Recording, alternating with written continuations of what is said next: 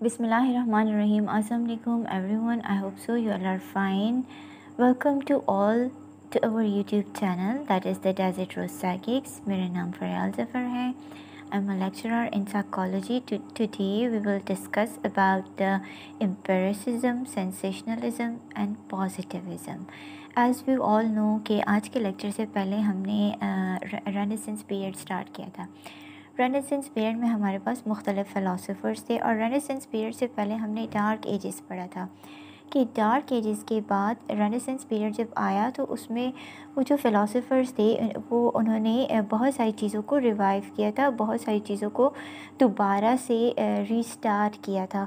वो सारी चीज़ें जो कि ऑलरेडी एग्जिस्टेड थी और जो कि डार्क एजेस में ख़त्म हो गई थी, उन्होंने दोबारा से उनकी एग्जिस्टेंस को इंश्योर किया और चीज़ों को दोबारा अपनी सही हालत में लेकर आए थे. इसमें हमारे पास फिर रेनेसेंस पीरियड जब आया, फ़िलासफ़र ने चीज़ों को इनलाइन किया, चीज़ों को दोबारा से रिवाइज़ किया, रीस्टैब्लिश किया. तो बहुत सारे जो फ़िलासफ़र्स थे उन्होंने अपने अपने व्यूज़ प्रेजेंट किए थे. इसमें हमारे पास थे रेने डेस्कार्टिस. रेने डेस्कार्टिस जो थी उन्होंने कहा था कि हमारे इंसान या हमारे पास जो आइडियाज़ होती हैं या जो भी हमारी जो नॉलेज होती है वो बाय बर्थ होती है. इंसान बाय बर्थ जैसे ही मतलब जब पैदा होता है उसके पास सारी इन्फॉर्मेशन, सारी नॉलेज आती है. इस आइडिया से बहुत सारे लोगों ने डिसएग्री किया था, क्रिटिसाइज़ किया था और क्रिटिसिज्म के लिए कुछ लॉजिक्स दिए थे. उनमें से जो फ़िलासफ़र थे उन्होंने अपने पॉइंट ऑफ व्यूज़ दिए थे और उनमें से जितने फ़िलासफ़र थे कॉम्टे ऑगस्टे थे, थॉमस हॉब्स थे, जॉन लॉकी थे. इन्होंने फिर अलग स्कूल ऑफ थॉट प्रेजेंट किए थे और इस चीज़ को क्रिटिसाइज़ किया था कि इनेट आइडियाज़ का जो कॉन्सेप्ट है उसके साथ डिसएग्री करके इसको क्रिटिसाइज़ किया था. तो इसके बाद जो उन्होंने स्कूल ऑफ थॉट्स डेवलप किए उसमें एक एम्पिरिसिज्म था, एक जो था सेंसेशनलिज्म था और एक जो था वो पॉजिटिविज़म था. ये क्या है हम इसको पढ़ेंगे. हमारे पास कंटेंट पेज में ऑलरेडी ये चीज़ें मौजूद हैं. Empiricism. A group of the British philosophers opposed the Descartes' notion of innate ideas. Those who claim that experiences are the basis of the knowledge are called empiricists. वो सारे philosopher जिन्होंने कहा कि हमारे पास जिन्होंने डिस्कार्टिस के आइडिया को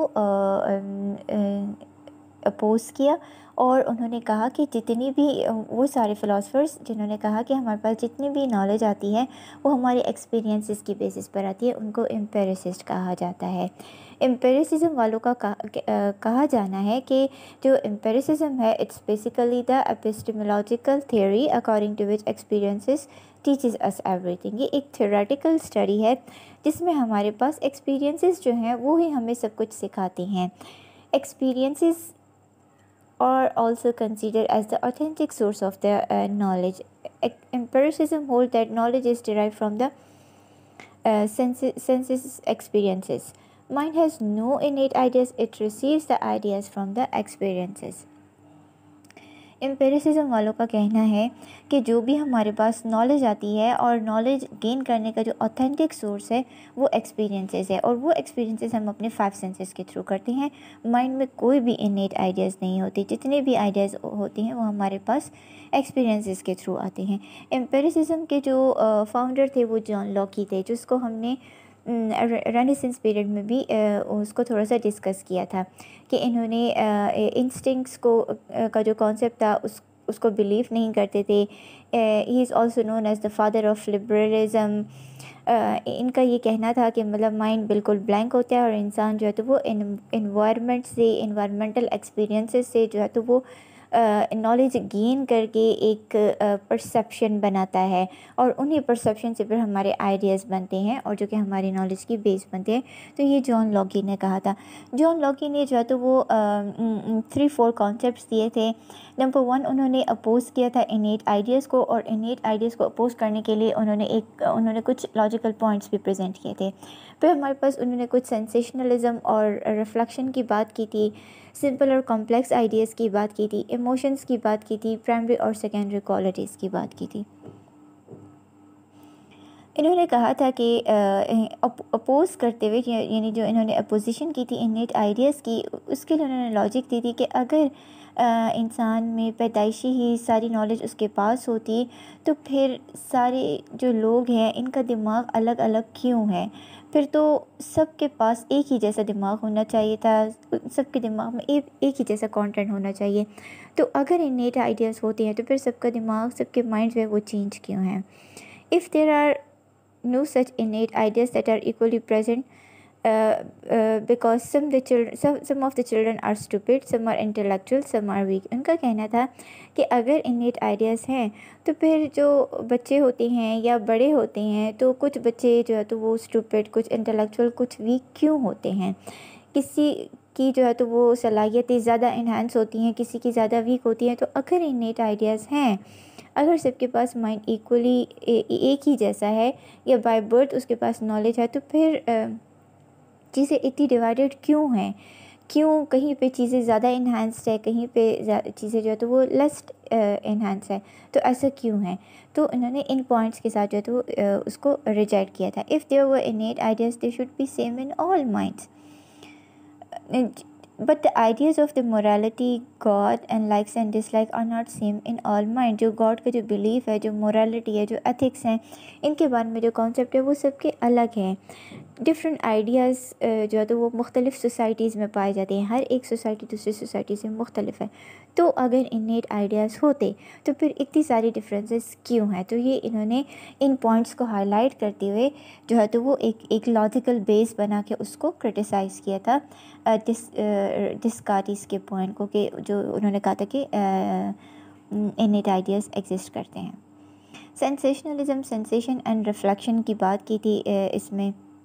انہوں نے کہا تھا کہ ایکسپیرینسز ہمارے پاس دو طریقوں سے آتی ہیں، سینسیشن سے اور ریفلیکشن سے۔ سینسیشن وہ انفارمیشن ہے جو ہمارے پاس ایکسٹرنل چیزوں کو پرسیو کر کے آتی ہے، اور ریفلیکشن جو ہے it is basically the source of the internal state of mind.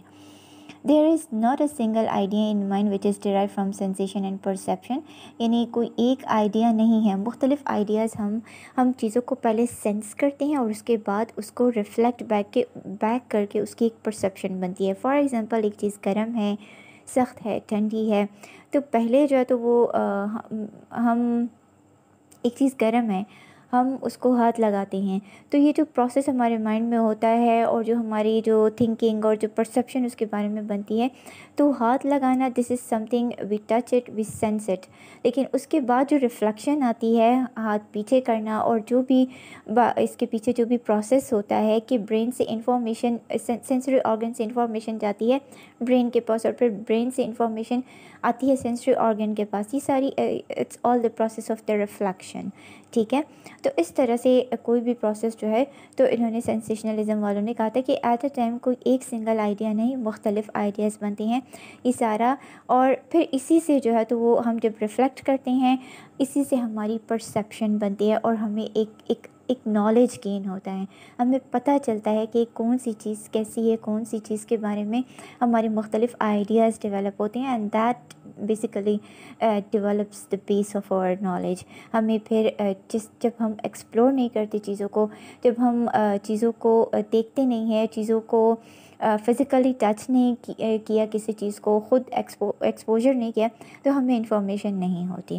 تو ان کے جو یہ جو کانسیپٹ ہے سینسیشنلزم، سینسیشن اور ریفلیکشن کا، تو اس کے جو تھیم ہے وہ یہی ہے کہ اس طرح سے ہماری پرسیپشن بنتی ہے، اور پھر ہماری پرسیپشن ہماری نالج کی بیس بنتی ہے۔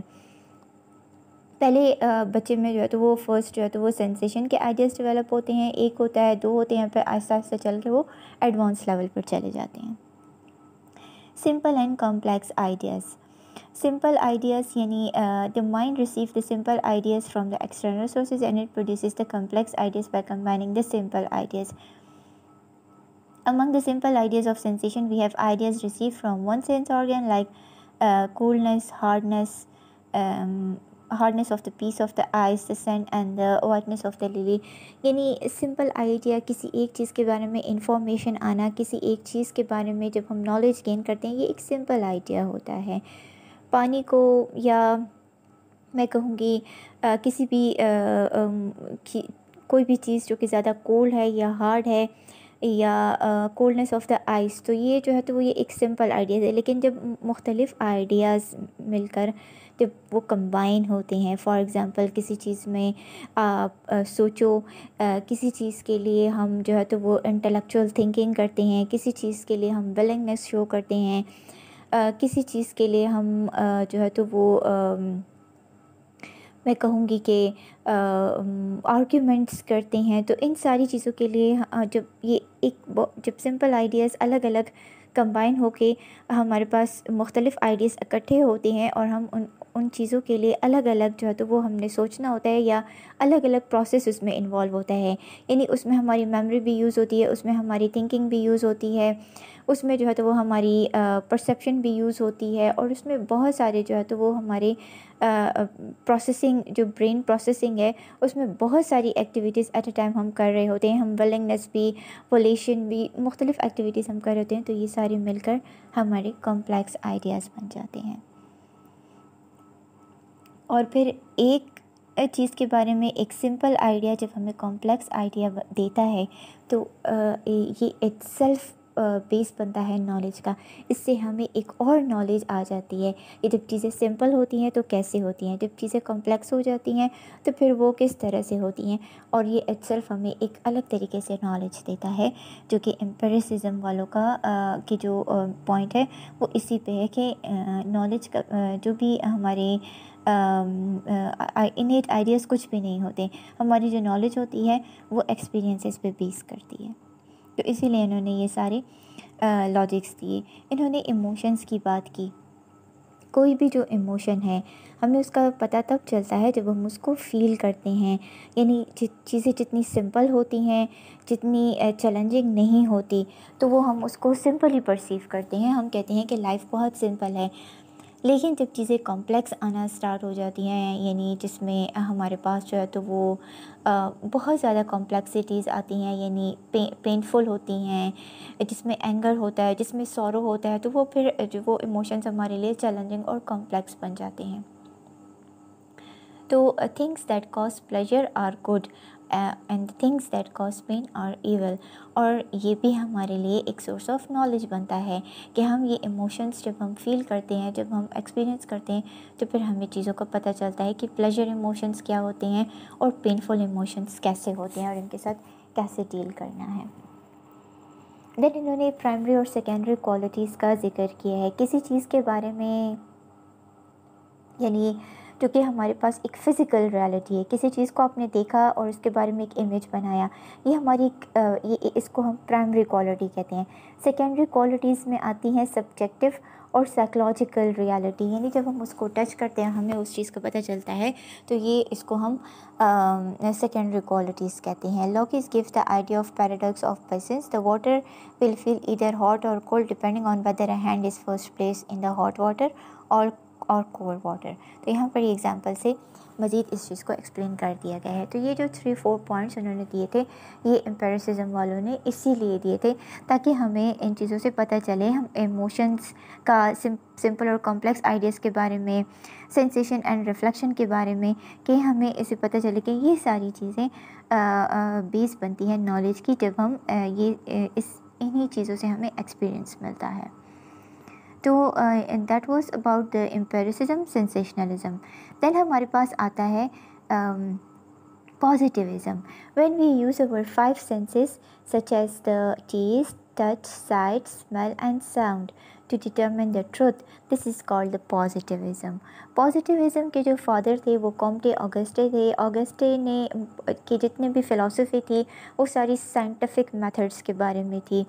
سائنٹیفک میتھڈ کو یہ فیور کرتے تھے. ان کا کہنا تھا کہ جو بھی ہمارے پاس جو ٹرو نالج آتا ہے وہ only and only systematic observation یا ایکسپیریمنٹ کے تھرو آتا ہے. یعنی جو ہم اسٹیپ بائی اسٹیپ آبزرویشن کرتے ہیں، اور ایکسپیریمنٹس یعنی کسی چیز پر ایکسپیریمنٹ کرنے کے لیے وہ بہت سارے پروسیسز سے ہو کے ریفائن ہو کے ہمارے پاس جو آتی ہے، تو ان کا کہنا تھا کہ وہی ایک ریفائن نالج ہوتا ہے جو ہمارے پاس ایک سسٹمیٹک آبزرویشن اور ایکسپیریمنٹس کے تھرو آتا ہے.